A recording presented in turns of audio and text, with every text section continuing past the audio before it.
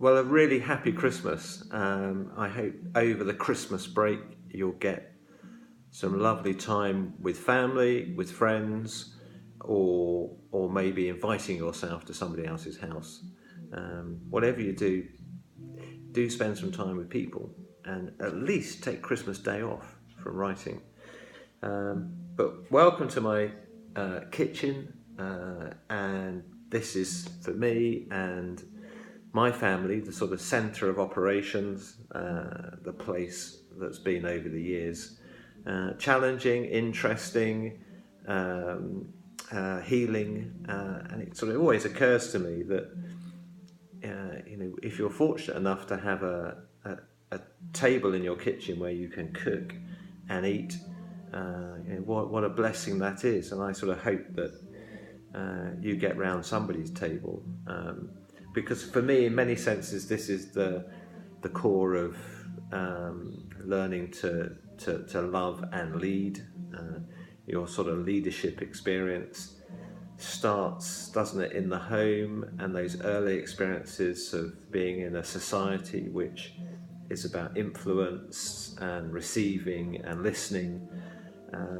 We've talked quite a bit this term about the limitations of theoretical knowledge. That my generation, men in their 50s, women in their 50s, we were brought up with an authorised set of knowledge, weren't we? We had to read Shakespeare, Jane Austen at school, maybe a bit of science fiction if you were studying in the 70s.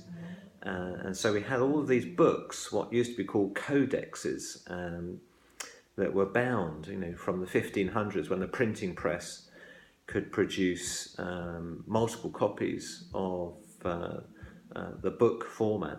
And then libraries appeared, didn't they, which had these bound, almost complete sets of somebody's thinking, and then mass education in the 1800s emerged in the West, and then we said these are the good books to read, but don't think about that, and you think, well, my generation sometimes is called the Gutenberg generation, Gutenberg press, the generation that learned from printed, mass-produced books, and that maybe my generational view of knowledge is coming to an end, and your generation, if you're studying now in university, your generation is not going to be stuck with an authorised set of knowledge. You're the bi-directional learners. Your learning will be wherever your finger touches on a screen. You'll be off. So your generation won't necessarily be gathered round the warm glow of Hamlet, or looking at the same ideas that have shaped your parents and grandparents. You'll be going in different journeys. But I wonder, more than that, the good hope, the real possibility is that you'll be listening to the people around you more than necessarily looking for truth within those bound copies. You'll be listening to each other. As we joked over the term, that idea of walking past a bus stop in Huddersfield and watching the two lovers, who are intertwined around each other, and you hear one of them say, don't you, on a wintry night, I love you, and the other one in a breathy voice goes back, I love you too. And you can feel the sort of fear and excitement of what's going on in their lives, that they're inside a world, and that we as managers and leaders for the next generation will be just aware of the need to listen again, and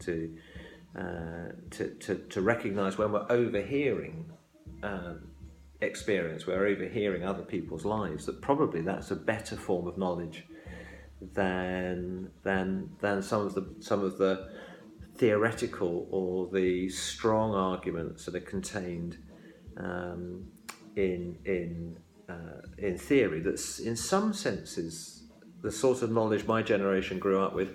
We like knowledge that was in museums, our knowledge that was, we call curated knowledge that's been, in a sense, seen as the truth. That knowledge is not the truth. Knowledge is just a conversation and a story, but we've kind of treated it as an object, which we think is pointing to reality. And now we're thinking, actually, as managers and leaders, we're going back to listening more intently. We're overhearing. We're certainly going to be listening to ourselves and potentially writing down in our diary what we hear, what we think, and so on. So that's sort of almost taking the boundaries off. The hope for your generation is that freedom to say, well, I heard this and I observed that myself, and I think that's more plausible, that's more truthful. That truth is found in relationship. For me, I think, being a sort of middle-aged man and coming through the trauma of my 40s, and wondering about big questions that sometimes you've only asked previously in your teenage years. I think the destination for all of this effort and all this effort and study is actually not over there in some unknown future. Where I was born in the early 60s, and there was enormous social mobility, and my sisters were marrying very socially mobile men, and they were going up and away from their communities and being successful. I was looking at their journey, thinking, I've got to keep up. There's things I've got to do, and it was always in the future. And then you get to that kind of, you go through your middle-aged years and you ask bigger questions, and you think, actually, I think there is no there. Where is there? I think possibly, here is there, right here, right where you grew up, right around the communion table where you commune with each other and you break bread and you drink coffee, and this is the destination. It's that everything can be measured, can't it?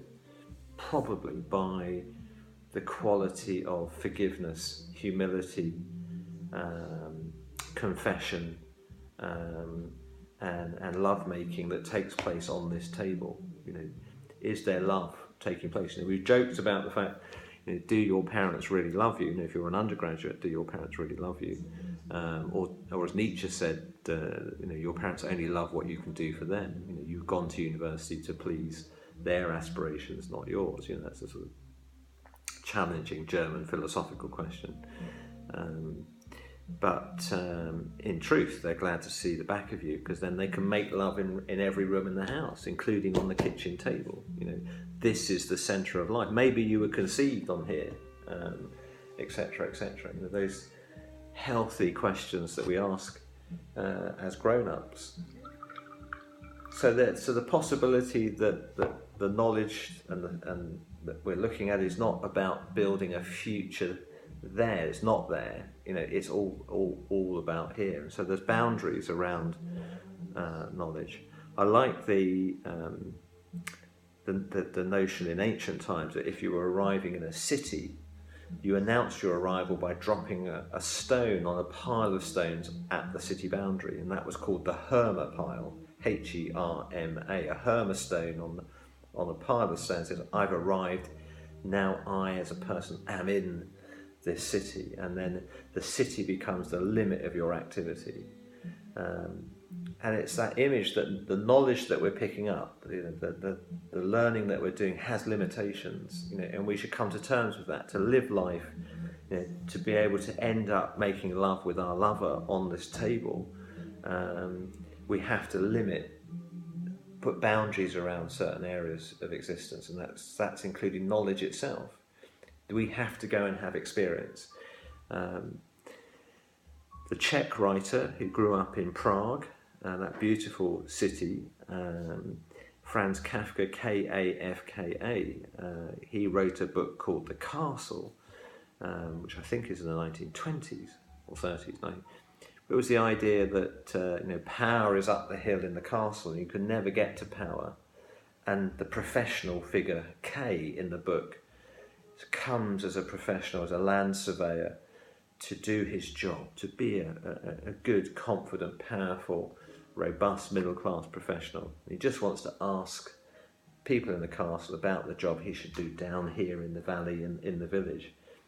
But he can't get to those people, he can't get to where power is, and he's unable to do his job, and he ends up making love to the barmaid behind the bar, and he's lying behind the bar, looking up, asking, how did I get here? I came in as this knowledgeable professional, and now here I am taking a job as a school caretaker to make ends meet. I don't know how I got here.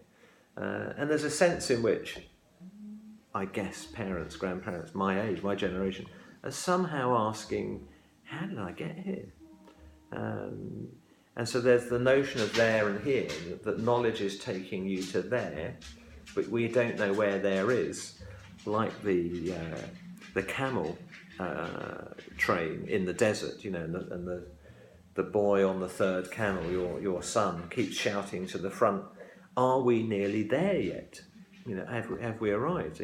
After a while, Dad gets frustrated and shouts back, we're nomads. There is no there. In other words, we're moving, always moving through. There is no arrival, because this moment here and now is the moment of truth, reality. And I think we're starting to grasp that a little bit in universities. We keep talking about reflection. What do the ideas mean to us? And I think that's the start of that process of Western, modern, Hellenic, that is the Greek world that gifted us and privileged the gods of scientific, rational thought and reason, that is the logical arguments that we make out according to ideas. Those two gods that are dominating the Western world, they were kind of shaken, weren't they? We're saying for you as undergraduates, the revolution that's touched your life profoundly was 9/11. That's your generation's revolution, and that because putting aside the carnage and all the reasoning, but the reason that was a revolutionary act is because that was a voice coming into the West outside of the Hellenic world, the spread of Plato and Socrates and ancient Stoic philosophies. The Stoics are similar to us, aren't they? Ethnically, we are Stoics, and it's Stoic in the sense of we're trying to get through life, probably as good Greeks. We're trying to get through life by minimizing the trauma of existence. Can I have a life which reduces the pain of being alive? That which is a Stoic philosophy. So I'll go and look at knowledge to sort of, it's a way of limiting the real horror of failure, of the breakdown of relationship or marriage or loss of people, the bereavement. Knowledge will protect us from that. Now that's very much a Greek view, and into that came the 9/11 attacks onto American soil. Of course, America had never really been attacked in its homeland during the Second World War. I think one bomb was dropped by accident somewhere in America, and a dog got a limp, as one comedian says. And that was the extent of. So America is this insulated, sacred place that keeps alive the dream of democratic Greek democracy and modern happiness, happiness as a goal. Suddenly there was this voice that challenged it, which makes us aware of the limitations of Western modern society as a model. Certainly in probably everywhere around the world, where there is the spread of Greek thinking, of scientific rationalism and idealism, reason, where there is the spread of that through the world, you notice how society is looking split. So you've got, certainly in I would say in England, you've got a split between the city and the rural dweller, person whose lives are governed much more by being close to nature, and those that are in what I call the two dimensions of city life. And then there's the north and the south, those areas of your country that have been an industrial journey, looks very distinct from those who have remained in the trading, and cosmopolitan part of the nation. If you take the southeast of England, it's largely a very long-term cosmopolitan trading community that wasn't touched fully by heavy industry which collectivized people. So you've got these separation and divides. And Donald Trump, of course, is playing on that, isn't he? He's looking at the Rust Belt communities who have felt disenfranchised. We've got a lot of Rust Belt areas of the north here who have looked to solid knowledge to give the answer. If we can just build a modern society. Of course, Trump is not dissimilar to lots of popular right-wing politicians at the moment in the West who are drawing strength from the Rust Belt communities, and he's largely saying, isn't he, that we need to rebuild a functioning functioning business world with dynamic animal spirits of rabid capitalism, and you can feel that there's a lot of plausibility in what Trump is doing, saying, yeah, we need to open up spaces for vibrant business. And you think, yeah, I think, Donald, you've got an instinct there which